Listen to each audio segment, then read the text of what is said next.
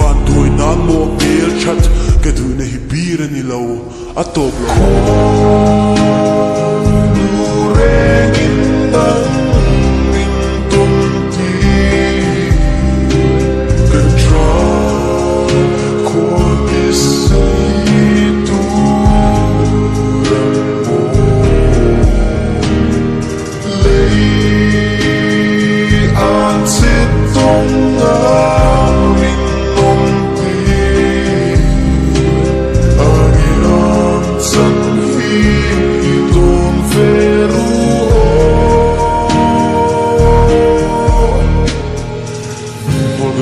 sai ngam ngam lâu cái tiếng tông cái thiếu đấy ngập mãi cầm sâu cái tung phố cái bạn trù ní tin khung hồi bố cái sáng xuân lệ sinh tin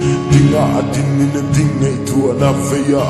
na về ngày thua na cái lũ cái của kia na ôm hít khán hai xí lô va tắc sập búng lại chùa na lấy mình ai mình nô hi cái lão dòng cái rào tô cái trông trai sáng cái tiếng tu na cháo đang về là cái đắng răng tê cái giám răng nghe yang sar chẳng tê là tin nắng tê lại thiên lung nền xin xây là hồ cái lần lung nền tu na cái trái ta cái vai nó bài ta cái ngã căng chê ngay ta cái thề rây biếng cái thar chùa mình biếng cái biếng ngắm mar chùa nghe ria bận chiên cái thar này lung biếng xiêm cái biếng à sắc mar chùa cái biếng chim ngắm xia là thar yên sẽ chùa linh duy chiên để rèn nên lấy gần chim duy tin nghe du thề này du nghe du này khôi chiên cái rô chùa cái riêng phal khắc lâu hun linh là niềm vui niềm ngày na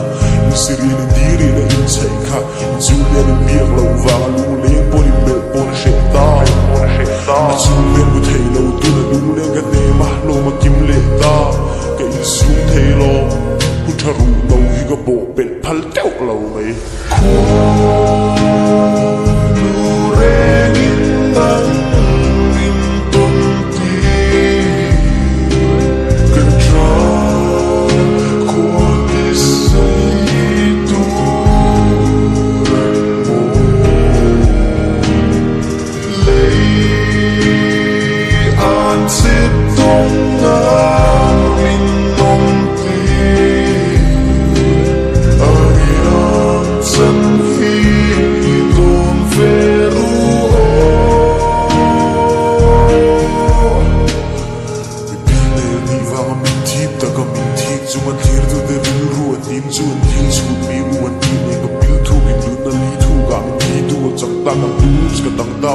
phá phú bên cái chẳng ta phú đến ông bùi về là phố rinh vô hiền thêm ta mà mong phạc lâu nằm bạc lâu tu cái này đâu thì hin không này đâu thiên đại ya nên lại tuôn cần môi cài ria nên xiêm tu đi sen cài mùi vàng hiếm hiền mùi trời mối tu nị chiên hi và liên dài rim lệ vòng nu bao ri tên cả lái không mà trăng cho mình tu thâu à trả lệ ngay tổ tu có biếng giống tên và bị phát tu cho nên mình tu phô vợ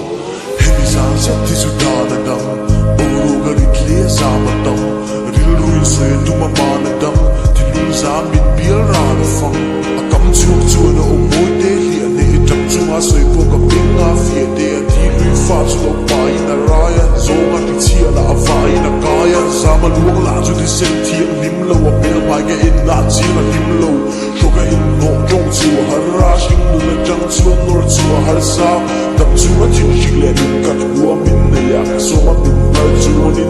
giá ngà bây giờ có phú lâu chê thì mình đem số mình tốt lệ mình buộc vòng vòng